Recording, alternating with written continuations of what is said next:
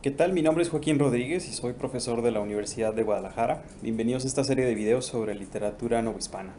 El día de hoy voy a tratar de hacer una introducción al poema titulado Primero Sueño de Sor Juana.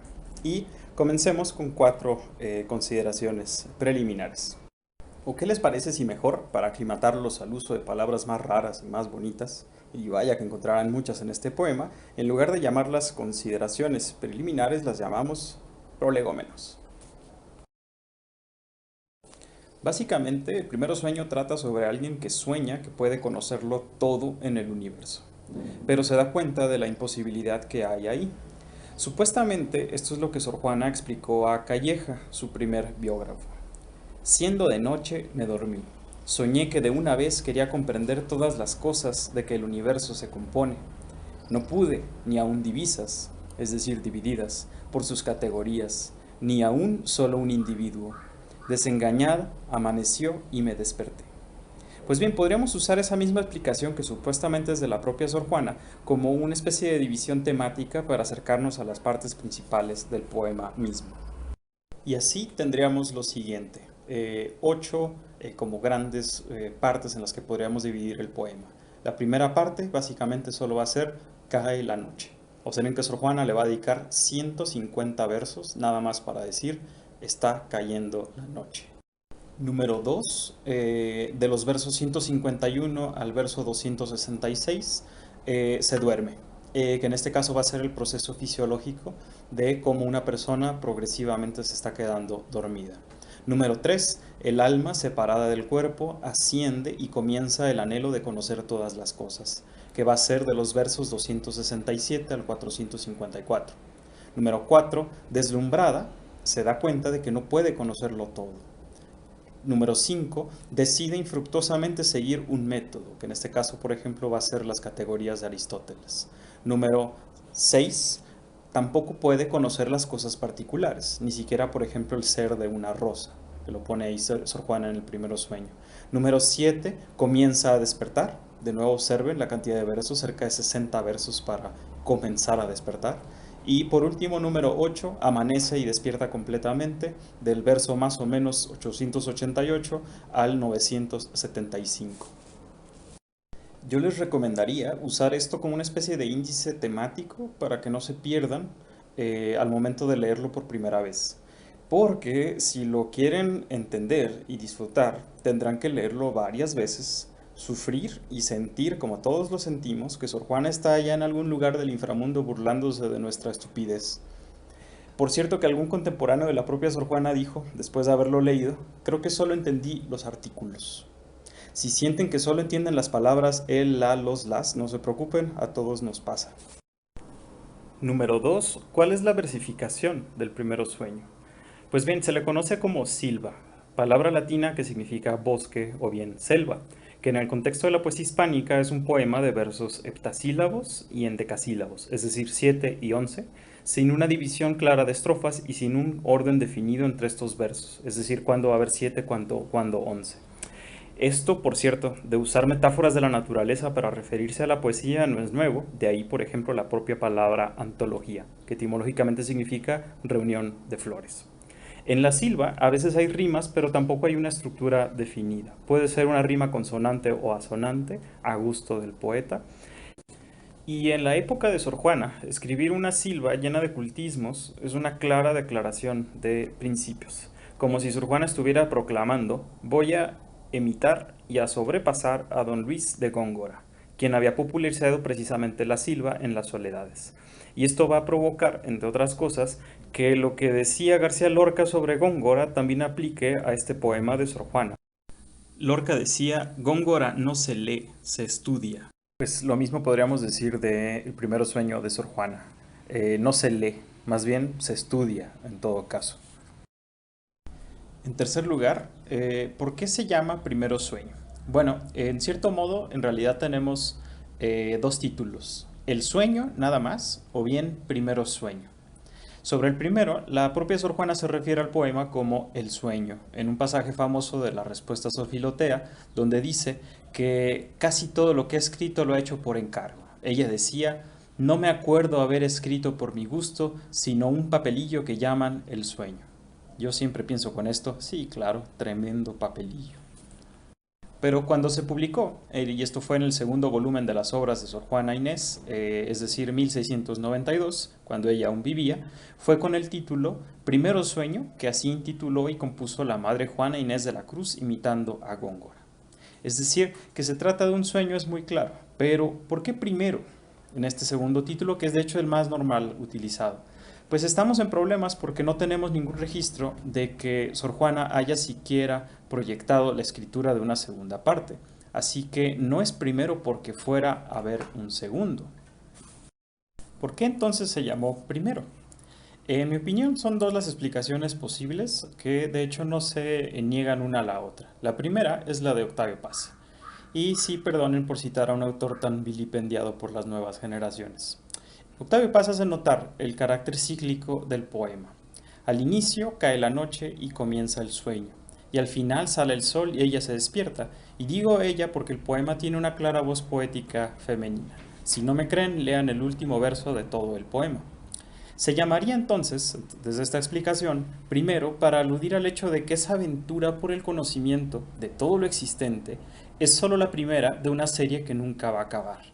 La imposibilidad que no hará que el ser humano se dé por vencido y por lo tanto siempre se repetirá. La segunda explicación es una observación que hace Antonio Alatorre. De hecho es algo que parece una minucia filológica, pero en mi opinión sí tiene un poco de sentido.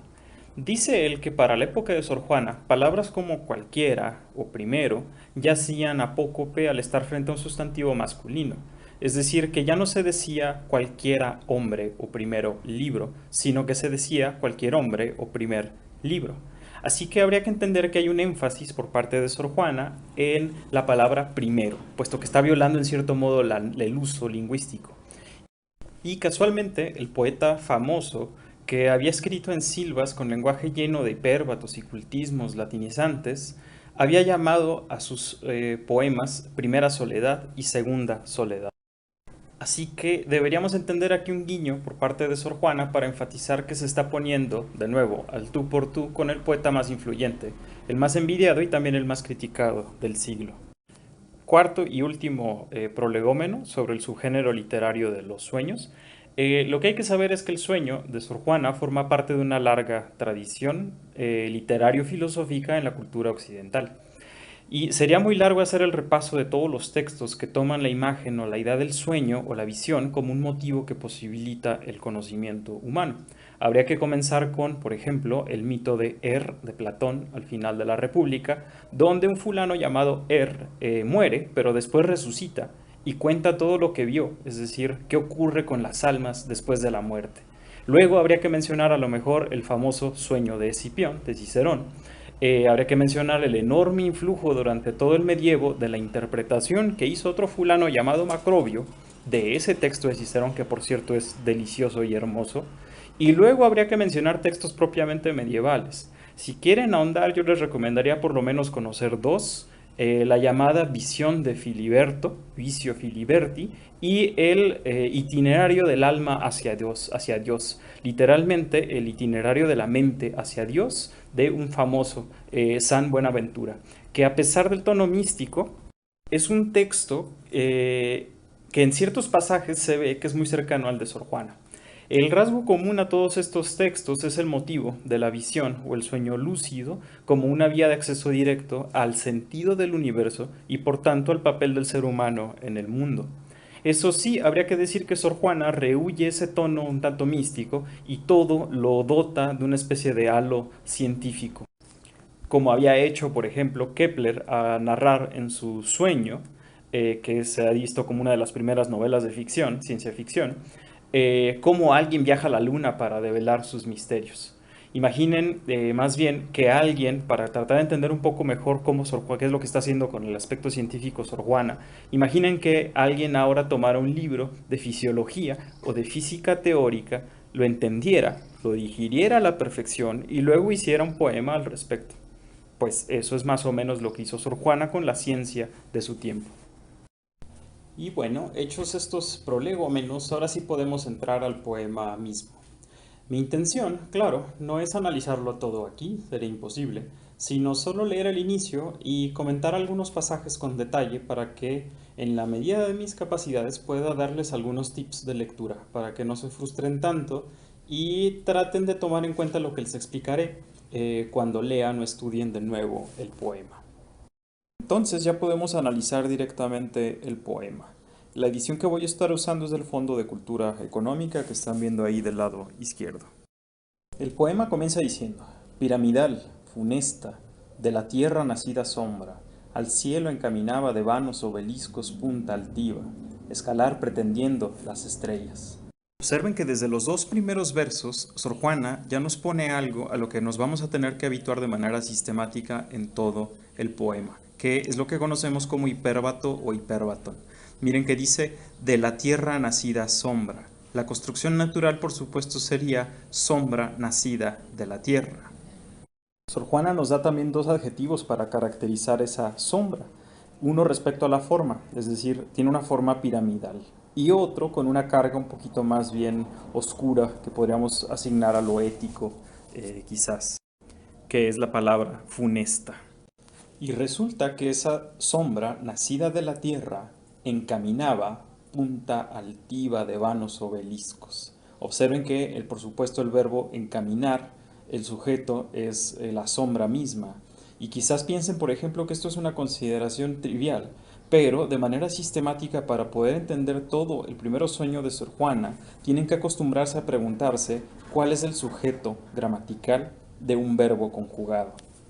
Claro, en este caso estuvo en realidad fácil. Entonces esa sombra encaminaba punta altiva. Entendemos perfectamente por qué punta altiva, porque ya nos había dicho que tenía una forma piramidal, ¿no? Es decir, la sombra tiene esta forma piramidal que termina, por supuesto, en un vértice, entonces por lo tanto tiene una punta altiva. Altiva porque está elevada, de alguna manera. Y, por supuesto, resultará que esa punta altiva está conformada por vanos obeliscos. El obelisco nos remite de nuevo a la misma forma y vanos pues tiene que ver, por supuesto, con la idea de que es una sombra. O sea, al final no es algo plenamente material, por así decirlo. Pero ¿a dónde se está encaminando entonces esta sombra que nace o surge de la tierra? Resulta que se está encaminando hacia el cielo. Escalar pretendiendo las estrellas, es decir, pretendiendo escalar las estrellas. La sombra quiere llegar hasta allá. Lo que debemos entender con todo esto es, por supuesto, que está anocheciendo. Pero parece que Sor Juana se está imaginando que, digamos, como el planeta Tierra de alguna manera estuviera proyectando su sombra en el espacio mismo.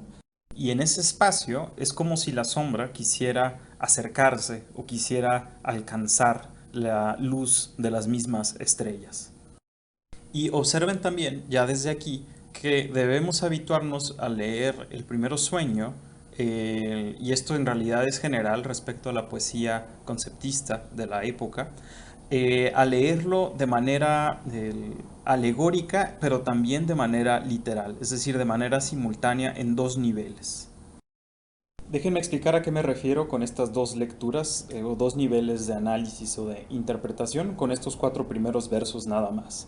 Desde el punto de vista literal, la palabra piramidal, por ejemplo, remite a la forma de la sombra, es decir, tiene una punta y de la misma manera piramidal se emparenta con la propia palabra punta. Altiva también tiene perfecto sentido porque está elevada de alguna manera y esto también tiene que ver con la forma de los obeliscos mismos, forma que nosotros conocemos. Eso, digamos, es la forma literal en la que nos estamos imaginando que esta sombra se está proyectando con esta forma definida.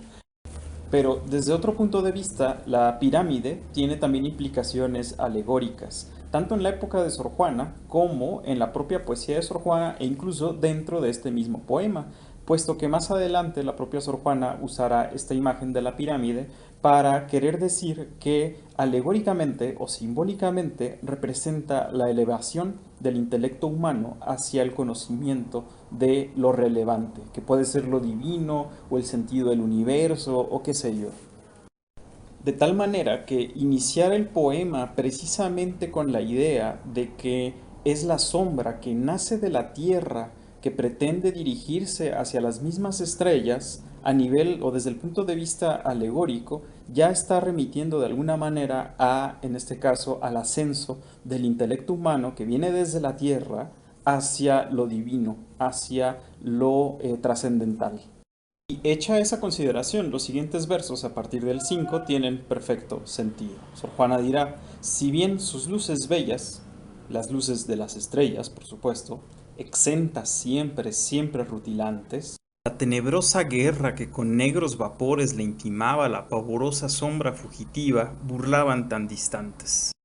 Llegado a este punto, el lector promedio generalmente ya se perdió y ya no entendió nada. O sea que necesita de alguna manera implementar alguna técnica o algún método para poco a poco tratar de desentrañar los significados tan peculiares y las construcciones especialmente porque siempre hay hipérbatos. Entonces, paso número 1. Primero quitemos paréntesis para tratar de entender. El paréntesis que nosotros tenemos aquí, de hecho, es bastante pequeño, pero más adelante, a medida que avancen en la lectura, verán que hay paréntesis bastante grandes. Lo primero que tenemos que hacer es eliminarlos, quítenlos. Piénsenlo así, cuando nosotros vemos, por ejemplo, un cuadro donde hay un paisaje, primero lo vemos de lejos, primero nos damos una idea de cuál es el cuadro en su totalidad. Y solo después de eso podemos acercarnos nosotros al cuadro para ver con minucia y con detalle cómo habrá, por ejemplo, un pintor elaborado, por ejemplo, un árbol o bien una casa en específico. Pues bien, prácticamente lo mismo es el ejercicio de leer El Primero Sueño de Sor Juana. Es un ejercicio continuo de tomar perspectiva amplia, tratar de entender de manera global y luego ir a la minucia, ir a lo pequeño, que en este caso son los paréntesis. Paso número 2. Busquemos concordancias. En este caso, por ejemplo, nosotros de hecho lo leímos muy fácil. Leímos sus luces bellas y entendemos que las luces bellas ¿de quién son? Por supuesto que van a ser de las estrellas, lo que es lo que nos acaba de decir justo antes Sor Juana. Pero aunque puede parecer elemental esa pregunta, es una consideración que van a tener que hacer continuamente a lo largo del primer sueño para tratar de desentrañarlo. Cuando veamos algo tan claro como sus, preguntémonos de quién, a quién está remitiendo.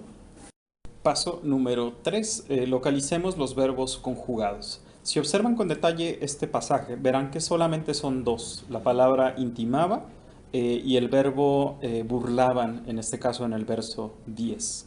La palabra intimaba depende de un qué, de modo que ahí se generó una oración subordinada. Pero, por ejemplo, comencemos en este caso con la palabra burlaban.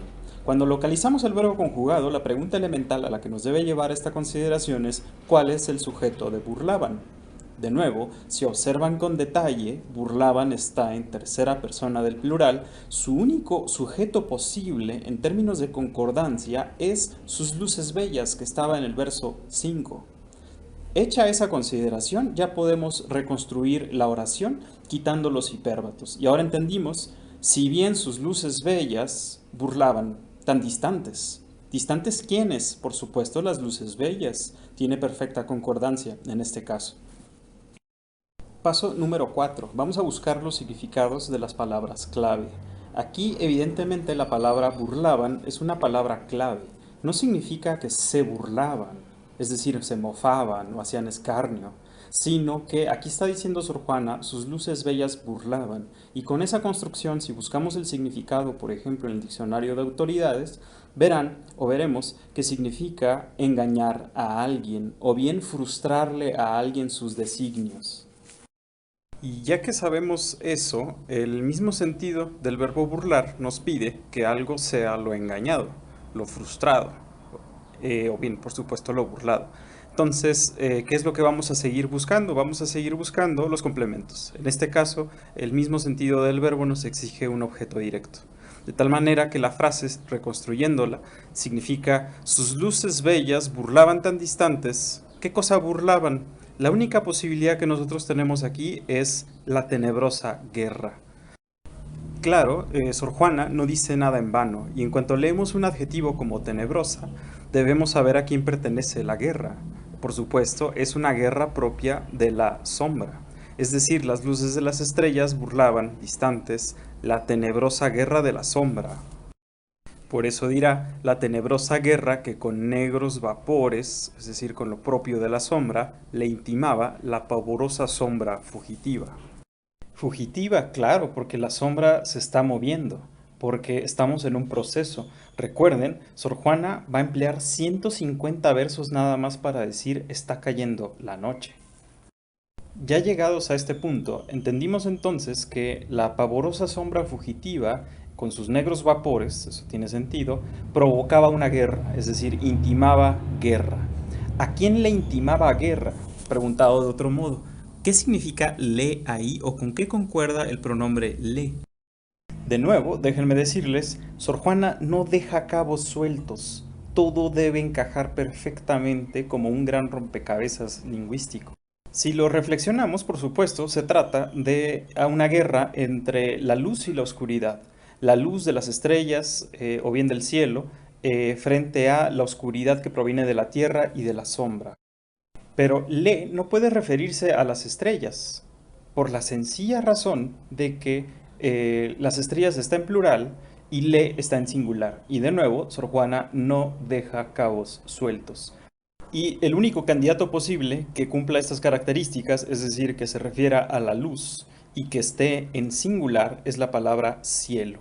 De tal manera que la sombra está provocándole esta guerra al cielo mismo. Y aquí es donde ya entendemos precisamente el plano alegórico. Es esta sombra que nace de la tierra la que de alguna manera va a resultar burlada, engañada por ese cielo. Vean cómo, por lo tanto, en los primeros 10 versos, en el plano alegórico, Sor Juana en realidad ya nos habló del final del poema mismo o del sentido mismo de todo el poema. Nos habló ya del conocimiento en este plano alegórico y ya se refirió al fracaso de ese mismo conocimiento humano para acceder a ese conocimiento del universo, que no es más que de nuevo el conocimiento del mundo creado por Dios. Y la prueba de eso también está en el paréntesis. Ya que entendimos todo el resto, ahora sí podemos regresar al paréntesis. Y en ese paréntesis, Sor Juana nos dice que las luces bellas de esas estrellas, o bien del cielo, están siempre exentas, es decir, libres, separadas, y siempre rutilantes. Siempre rutilantes lo entendemos sin problemas, pero ¿por qué están entonces tan libres y tan exentas? Precisamente porque esta sombra que pretende llegar hasta las estrellas mismas nunca va a llegar.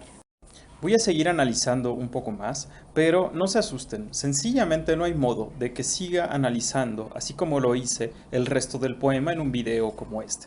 Así que prácticamente solo voy a llegar al verso 24. Lo que voy a tratar de hacer ahora es aplicar esos pasos que les acabo de dar, pero de una manera un poco más rápida y un poco más ágil, para que vean cómo realmente sí nos ayuda y sí nos hace ver que todo tiene sentido. El poema entonces sigue así: que su atezado ceño al superior convexo aún no llegaba del orbe de la diosa que 3 veces hermosa con 3 hermosos rostros ser ostenta. O sea que el ceño de alguien o de algo aún no llegaba a un lugar, y ese lugar se llama superior convexo del orbe de la diosa bla bla bla. Pero ¿el atezado ceño de quién? Claro, si observan la propia palabra atezado, nos ayuda bastante para saber de quién está hablando Sor Juana, puesto que atezado significa ennegrecido, o sea que es oscuro, o sea que pertenece a la sombra. Entonces aquí debemos imaginar que la sombra es como si tuviera un rostro y ese rostro tiene por supuesto un ceño. El ceño a que está remitiendo por supuesto a la punta altiva de la que estaba hablando, a la forma de la pirámide en este caso.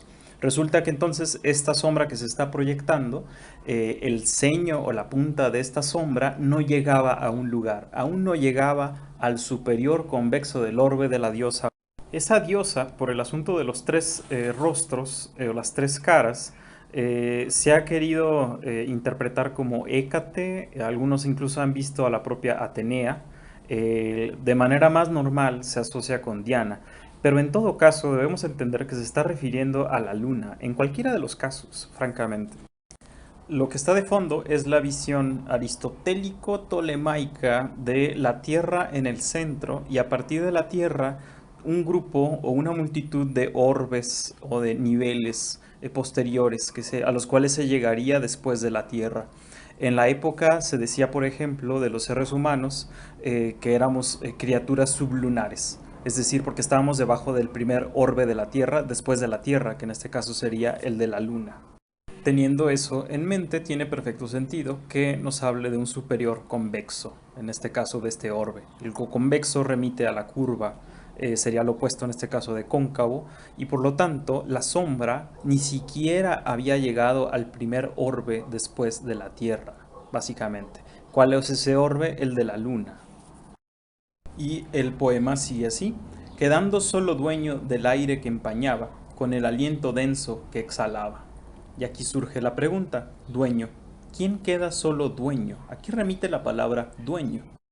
Observen que no dice dueña, dueños ni dueñas, dice dueño, es decir, que remite a un sustantivo que en este caso esté en masculino y el singular. Y el único que tiene sentido en este pasaje es la palabra seño. Así que ese seño no llegaba al primer orbe y quedaba solo dueño del aire que empañaba, él mismo, con el aliento denso que exhalaba. Y entonces nos preguntamos, ¿logró tener éxito? ¿Logró conseguir algo? ¿Logró captar algo? No. Es decir, es una manera rebuscada de decir, no logró conseguir nada. Recuerden, por cierto, en los versos que habíamos leído previamente, la propia Sor Juana nos hablaba de que la sombra tenía negros vapores. Entonces aquí está repitiendo precisamente al mismo hecho, a la misma idea. Es decir, como si la propia sombra tuviera vapores o alientos que por supuesto está exhalando y solo logra apropiarse de ellos mismos, o sea, solo de sí mismo, lo cual quiere decir no lograba llegar a la luz. Y así continúa el poema: y en la quietud contenta de imperio silencioso, sumisa solo voces consentía de las nocturnas aves, tan oscuras, tan graves, que aún el silencio no se interrumpía.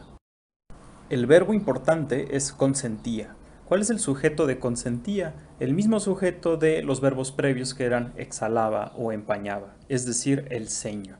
Ese ceño que no alcanzaba a llegar a ese primer orbe de la luna, solo consentía. ¿Qué cosa consentía solamente? Solo sumisas voces de las nocturnas aves, objeto directo.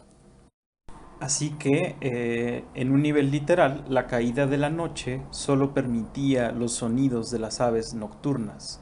Y en ese clima, por supuesto, en ese medio, había una quietud contenta propia de este imperio silencioso.